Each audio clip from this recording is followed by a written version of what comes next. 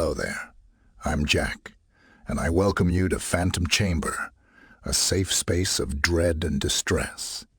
Feel free to stick around. Little Lucas was only 7 years old, but he had a very active imagination. He was a skinny child with pale skin and dark circles under his eyes. Having no other boys his age to play with, he spent most of his time alone. It was dark, and Lucas was playing alone by the canal. It was a place he loved to go, because there was no one there to disturb him. He imagined he was a knight in shining armor, saving damsels in distress from being eaten by an evil dragon. The stick in his hand was a huge sword, and he cut the dragon in two before it could sink its teeth into the screaming girl. Coming back to reality, Lucas realized that he had lingered too long by the canal, and he was late for dinner. He cringed as he imagined his mother scolding him. Picking up his pace, he hurried towards home. Like many children his age, Lucas never wanted to admit he was scared of anything. However, in the darkness, the road home looked strange and unfamiliar. He lived near a cemetery, but that was not what scared him. Ever since he was a baby, his parents had taught him that he had nothing to fear from the dead. To reach home, he had to walk down a long, deserted alley that was bordered on both sides by abandoned buildings and disused factories. As he walked past the dirty and broken windows, he imagined eyes staring at him from the darkness and grotesque beasts lying in wait behind every corner. He could not admit to himself that he was afraid. His father always said that fear was for cowards, and Lucas didn't want to see himself as a coward. After all, he was a knight, a brave warrior, and he shouldn't be afraid of anything. That night, the alley was much more quiet than usual, and Lucas had to tell himself to be brave. He could hear his footsteps echoing distinctly all the way, and every so often, he thought he saw strange movements in the windows of the dilapidated buildings. "Come on, Lucas," he mumbled. "You have nothing to fear." Just then, he heard a loud noise up ahead, and a trash can tumbled over. It startled him, and he stopped suddenly in his tracks, shaking like a leaf. Then he saw a big rat skitter across the alley and disappear into one of the abandoned buildings.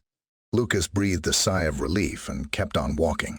Minutes later, he heard the sound of footsteps echoing behind him. The blood froze in his veins.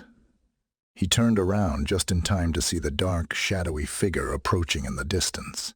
All he could make out was the silhouette of a tall man in the moonlight. Lucas was overcome by a feeling of impending doom, and panic gripped his heart. He wanted to run, but for a moment the muscles in his refused to comply. He was rooted to the spot. Glancing behind him again, he realized that the shadowy man was getting closer and closer and closer, his heart beating fast. Lucas took off running like a madman. The dark figure was hot on his tail.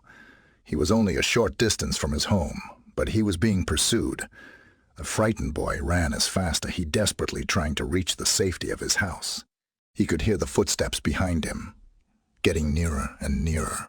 All of a sudden, he felt a heavy hand on his shoulder.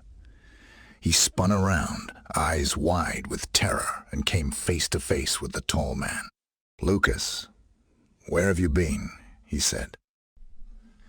It was the voice of his father. A wave of relief washed over the little boy, and his knees stopped shaking. He was safe at last. "Your mother's been worried sick," his father sighed, shaking his head. "I forgot what time it was," mumbled Lucas. His father took him by the hand and led him home. When they walked into the kitchen, his mother got up from the table. She had a frown on her face. "What time do you call this?" she scolded. "You're late for dinner, young man."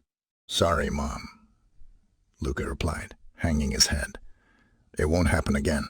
"Well, what are you waiting for?" she said. "Set the table while your father gets dinner ready." Lucas ran over to the kitchen drawer, took out the knives and forks, and placed them on the table.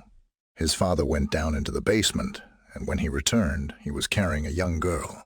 Her hands were tied behind her back, and there was a gag over her mouth. Her eyes were wide with terror.